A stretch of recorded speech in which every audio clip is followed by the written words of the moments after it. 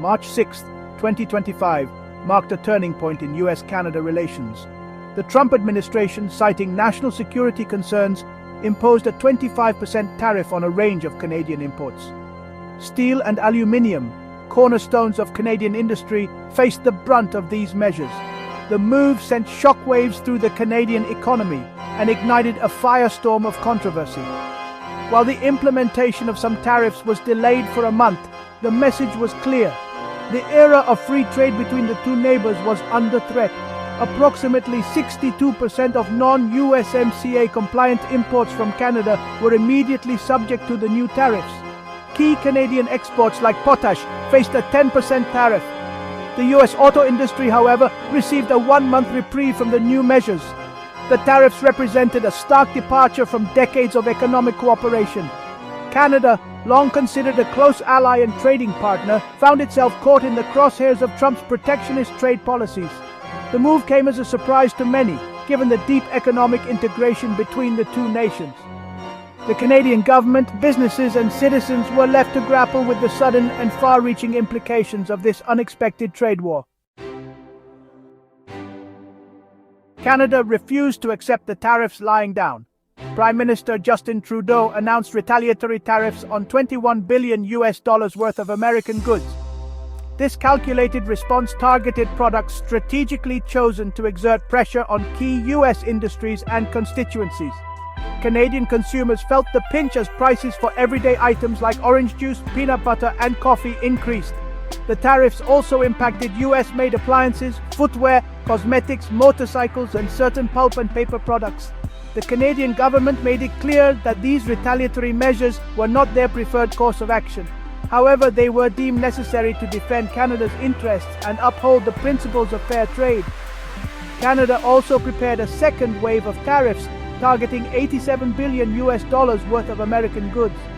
This second round would impact a wider range of products, including electric vehicles, fruits, vegetables, dairy, beef, pork, electronics, steel, and trucks. However, Canada held back on implementing these tariffs, hoping for a negotiated solution. The tariff dispute was not just a federal issue, it resonated deeply at the provincial level as well. Ontario, Canada's most populous province and a manufacturing powerhouse, felt the impact of the tariffs acutely.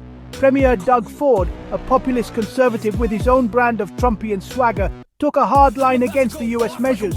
He imposed a 25% surcharge on electricity exports to the US, a move that directly impacted states like Minnesota, New York, and Michigan. Ford also directed the removal of US products from government-run liquor stores, a symbolic gesture that resonated with Ontarians. British Columbia, on the opposite coast, also took action. Premier David Eby announced plans to introduce fees on US commercial trucks transiting to Alaska, a move designed to leverage the province's strategic location. These provincial actions highlighted the widespread opposition to the tariffs across Canada and the willingness of subnational governments to take concrete steps to defend their interests. Section 4. Economic tremors on both sides. The trade dispute sent shockwaves through the tightly interwoven economies of Canada and the United States. With daily trade between the two countries exceeding $2.7 billion, the impact of the tariffs was immediate and far-reaching. Key industries on both sides of the border felt the strain. The US relies heavily on Canadian imports, particularly in the energy and resources sectors. Canada supplies nearly a quarter of US oil consumption, 60% of its crude oil imports, and 85% of its electricity imports. The tariffs disrupted these supply chains, leading to higher prices and uncertainty in the market.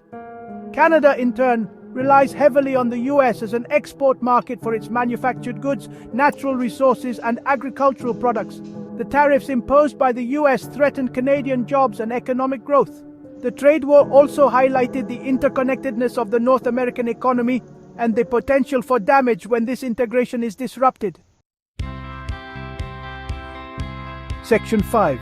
A nation united. The tariff dispute, while economically damaging, had an unexpected unifying effect on Canadians.